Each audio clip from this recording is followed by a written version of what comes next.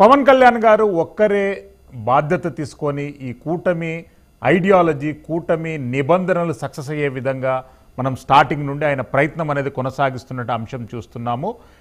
అంటే త్యాగం అంటేనంటే ఇప్పుడు ఈరోజు 3 సీట్లు కూడా ఆయన కోల్పోయేటటువంటి పరిస్థితులు, అంటే ఇంకా కన్ఫామ్ కాదు, క్లారిటీ కాదు, అక్కడ కూడా దానికి త్యాగమై ఆయన ముందుకు వస్తున్నటువంటి అంశం ఎట్లా స్పందిస్తారండి? శ్రీశైలం గారు నమస్తే. ప్యానల్ మెంబర్స్ కూడా నమస్కారం. ఇప్పుడు శాస్త్రి గారు అదేవిధంగా శ్రీరామ్ గారు ఇద్దరు కూడా కొన్ని సూచనలు సలహాలు చేశారు. ఎవరికి? బీజేపీకి, తెలుగుదేశానికి, జనసేనకి. మనం సూచన సలహాలు చేయడానికి ఉన్నాం, కాదంటలేదు. వాళ్ళు చేసిన దాన్ని కూడా నేను ఖచ్చితంగా గౌరవంగా చెప్పండి. మేము సూచన చేయలా. డెమోక్రసీ అంటే బిజినెస్ మ్యాన్లుగా వచ్చి వాళ్ళ బ్యాంకు లోన్లు రెక్టిఫై చేసుకుని వాళ్ళ స్వతక పనులు చేసుకుని ఒక్కడంటే ఒక్కడు పోలవరం మీద మాట్లాడలేదు, ఒక్కడంటే ఒక్కడు అమరావతి మీద మాట్లాడలేదు, ఒక్కడంటే ఒక్కడు. నేను హోమ్ సెక్రటరీ దగ్గరికి వెళ్ళి కూర్చుని మాట్లాడింది నేను. సార్ మీరు పోటీ చేయండి, శాస్త్రి గారు కూర్చుని మాట్లాడి పోటీ చేయండి, ఎంపీగా వచ్చి పోటీ చేయండి. అలాగండి, నేను అలాగదు. ఒక మనం ఇంటలెక్చువల్ గా కొన్ని విషయాలు ఎందుకు చెప్తా అంటే ప్రజలకి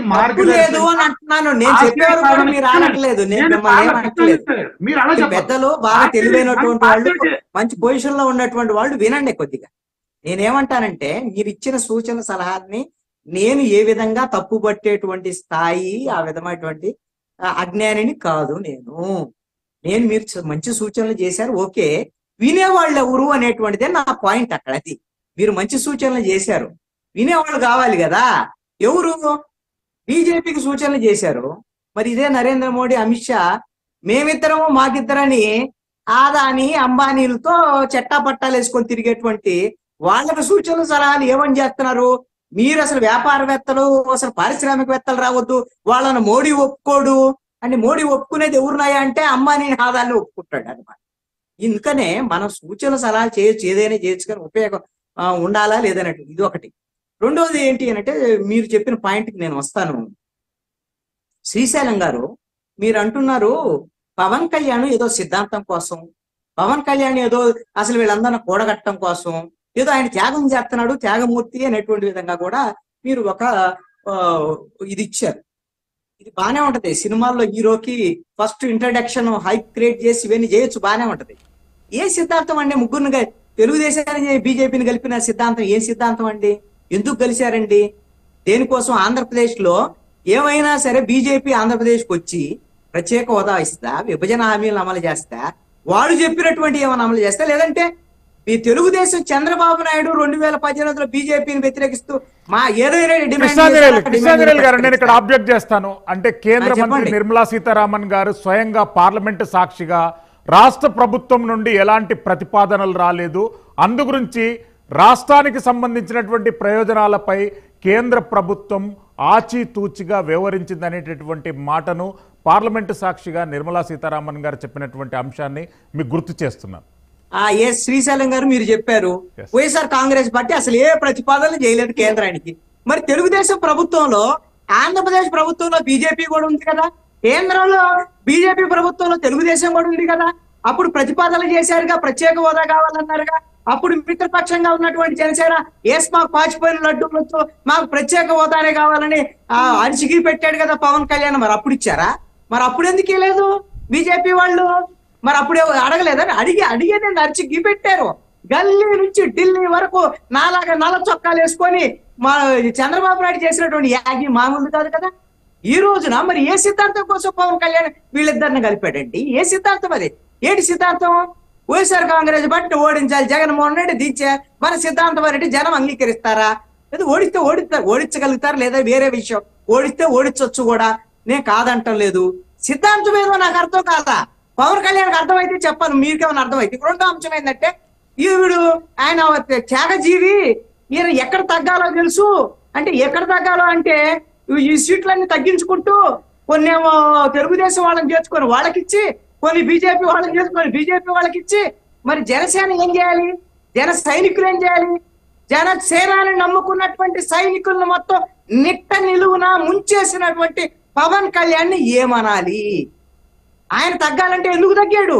ఎవరి కోసం తగ్గాడు? పవన్ కళ్యాణ్కి ఏ లాభం ఉందో ఎవ్వరికి తెలియదు. కానీ జనసేనకి లాభం ఉందా? జన సైనికులకు లాభం ఉందా? ఎందుకు తగ్గాడు? ఆ రోజున తాడేపల్లిగూడెంలో సభలో చెప్పాడు కదా, వామనుడు 3 అడుగులు తొక్కేస్తాను అదే అని. తొక్కేసింది ఇప్పుడు ఈ రోజున ఎవరిని తొక్కేశారు? తల మీద పైసే.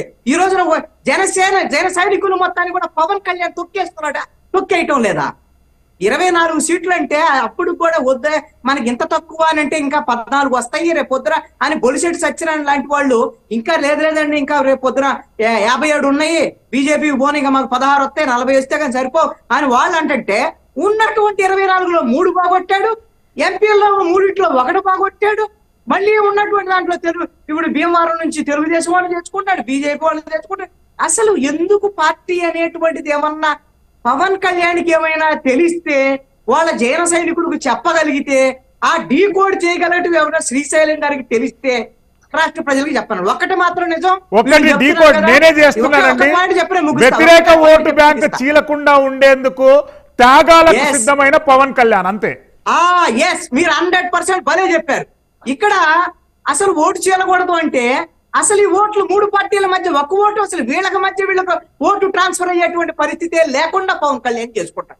జన సైనికులు ఎవరన్నా ఓటేస్తారా? గాజు గ్లాసు గుర్తుకు మాత్రం వాళ్ళు గుద్ది వేస్తారు. తర్వాత సైకిల్ కి ఎవరైనా ఓటేస్తారా?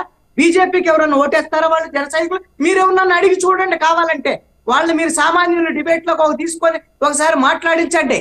జన సైనికులు ఈ రోజున తెలుగుదేశం మోసం చేసింది, అదే విధంగా బీజేపీ కూడా మోసం చేస్తుంది అనేటువంటి ఈ రోజున ఆవేదనకు గురవుతున్నారు, ఆగ్రహానికి గురవుతున్నారు.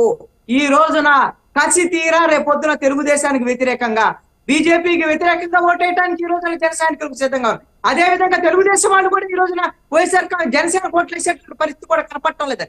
ఎందుకు అని అంటే ఇప్పుడు 144 సీట్లలో 88 గెలుస్తామనే గ్యారంటీ వాళ్ళకు ఉంటుందని నేను అనుకోను.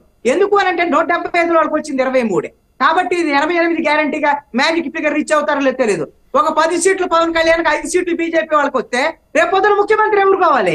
ఎవరు కూర్చుంటారు? ఎందుకైనా ఇది వస్తే పవన్ కళ్యాణ్ ఇబ్బంది అని పవన్ కళ్యాణ్ కూడా ఓడించడానికి ప్రయత్నాలు కూడా జరిగేటువంటి ఈ రోజున కడుపులో కత్తులతో కౌగులించుకుంటున్నారు. ఇది సూపర్ హిట్ సంబంధించినటువంటి కాంబినేషన్ కాదు, ఖచ్చితంగా ఫెయిల్ అవబోతుంది. ఈ సీట్ల పంపకంలోనే ఫెయిల్ అయిందని నా అభిప్రాయం.